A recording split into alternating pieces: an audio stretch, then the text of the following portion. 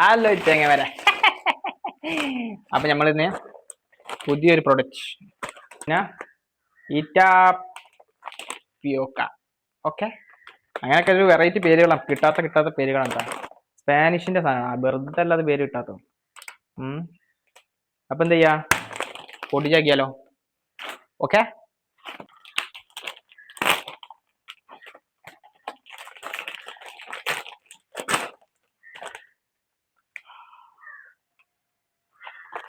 ഇതെന്താ പൂളപ്പൊരി മാതിരി ചേട്ടാ? എന്താ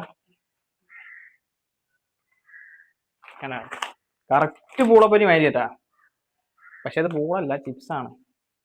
കഴിക്കാലോ?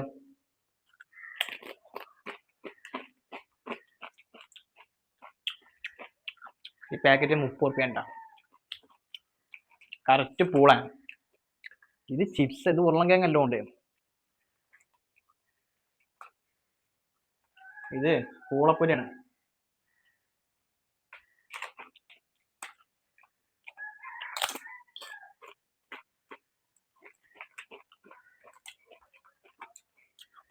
യാത് പൂളപ്പൊരിയാണ്. ഇതേ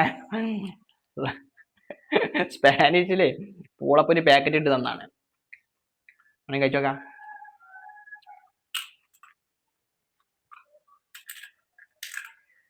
എങ്ങനെയുണ്ട്? പൂളപ്പൊരി അല്ലേ? ചിപ്സാ? അല്ലല്ലോ. ആലു ബജ്ജി അല്ലല്ലോ? ആലു അല്ല, പൂളാണ്. അത് കണ്ടാൽ ഇതിന്റെ കളർ നിങ്ങൾക്ക് കണ്ടാൽ മനസ്സിലാവും. പൂളപ്പൊരി കുറച്ച് മസാല ഒക്കെ ഇട്ടുകാണ്ട് 30 റുപ്യ പാക്കറ്റിലാക്കിയാണ്ട്. പാക്കറ്റിനാണ് കായ്, പൂളപ്പൊരിക്കല്ല. ടേസ്റ്റ് ഉണ്ട്, ടേസ്റ്റ് വൈസ് നോക്കുകയാണെങ്കിൽ അടിപൊളിയാണ്.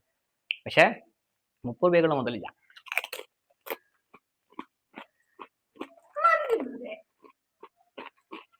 അപ്പൊ ക്യാമറമാൻ വാങ്ങുന്നുണ്ട്, കച്ചറ ഉണ്ടാക്കണ്ടോ? അപ്പൊ എന്ത് ചെയ്യാം, അടുത്ത വീഡിയോ വീണ്ടും വരാം. ഓക്കെ. അപ്പൊ എന്താ പറയുക, ഇതിന് ടാപ്പിയോക്കാന്നുണ്ട്, അത് ഞാൻ ശ്രദ്ധിച്ചിട്ടില്ല. അതിന്റെ പാട്ടാണ്, വേറെ ഇഷ്ടമൊന്നുമല്ല. സമ്പത്തിമത്തെ ചോദിക്കണം പൂള ചിപ്സ് ആണെന്നുള്ളത്. പിന്നെ ഞാൻ ശ്രദ്ധിക്കുന്നത്, ഞാൻ ഇതിന്റെ പീസ കണ്ടപ്പോൾ ഞാൻ വെച്ച് ഉരുളൻകിഴങ്ങ് പൊരി ചിക്കൻ.